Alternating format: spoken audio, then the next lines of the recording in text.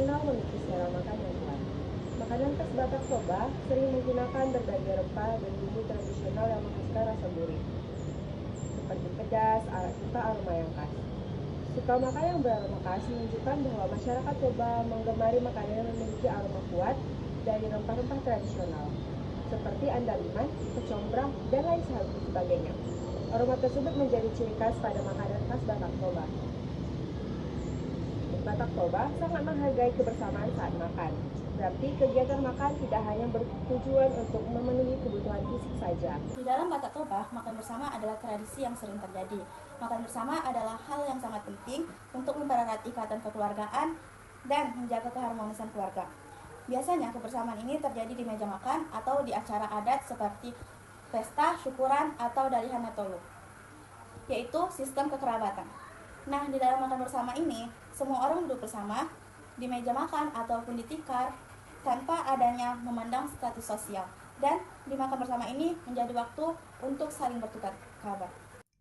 Salah satu ciri khas makanan Batak Toba adalah penggunaan rempah-rempah tradisional yang unik, seperti andaliman, daun ubi tumbuk, dan berbagai bumbu khas lainnya. Andaliman merupakan rempah-rempah yang sangat identik dengan makanan khas Batak, karena memberikan sensasi rasa yang khas di lidah.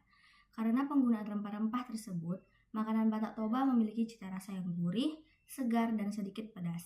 Kombinasi rasa ini membuat makanan khas Batak Toba memiliki karakter yang kuat dan berbeda dari masakan daerah lainnya. Nah, yang ketiga itu adalah rasa yang kuat dan khas, di mana masakan Batak Toba itu sangat cenderung berbumbu kuat dan beraroma khas, seperti andaliman, yang mana andaliman ini sangat terkenal sebagai mericanya Batak.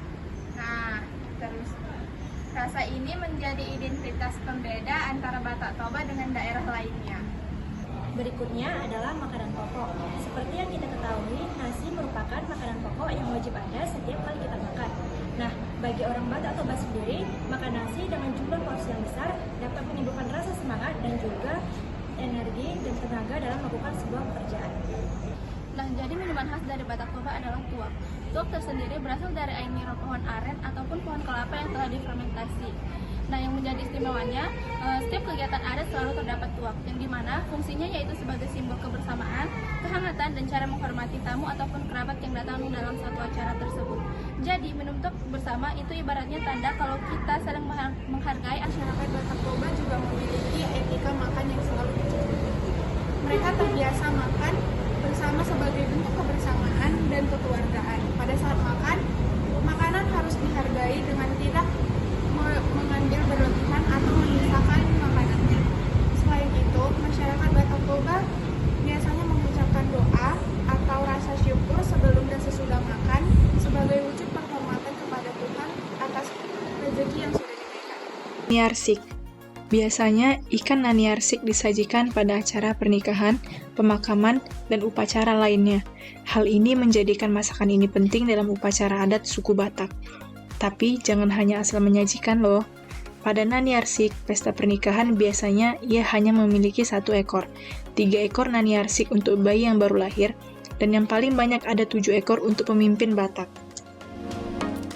Gota merupakan masakan khas suku Batak Toba. Gota sendiri adalah bahasa Batak Toba yang berarti darah. Gota biasanya digunakan dalam beberapa masakan umum yang berasal dari Batak Toba.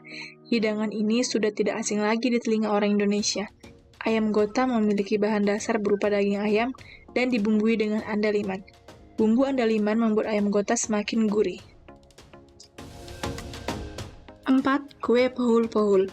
Kue pohul-pohul juga sering dipilih untuk memeriahkan acara pernikahan, terutama berguna saat dua mempelai sedang mendiskusikan pernikahan.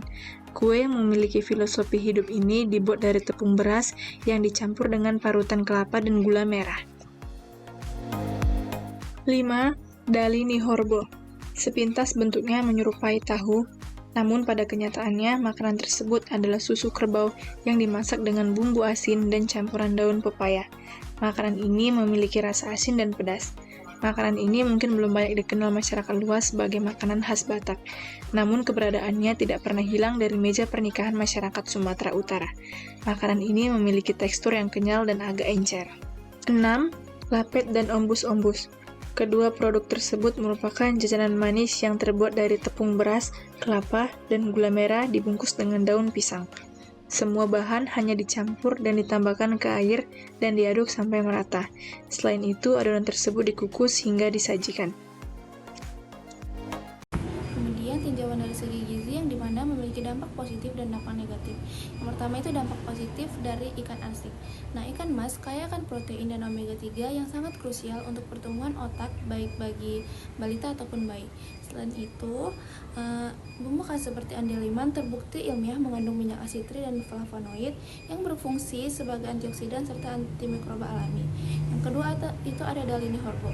Nah, jurnal pangan lokal menyebut produk ini sebagai keju Batak yang dimana berasal dari susu kerbau. Hidangan ini kaya akan kalsium protein untuk mencegah stunting pada balita serta mengandung bakteri asam laktat yang berpotensi sebagai probiotik baik bagi pencernaan.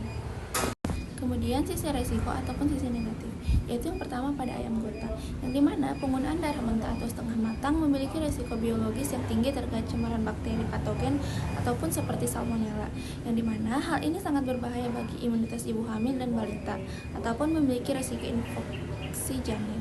Yang kedua ada lapet dan ombus-ombus, yang dimana lapet dan ombus-ombus memiliki indeks glikemik yang cukup tinggi karena kandungan gula murni, sehingga konsumsi berlebih berisiko memicu diabetes gestasional pada ibu hamil.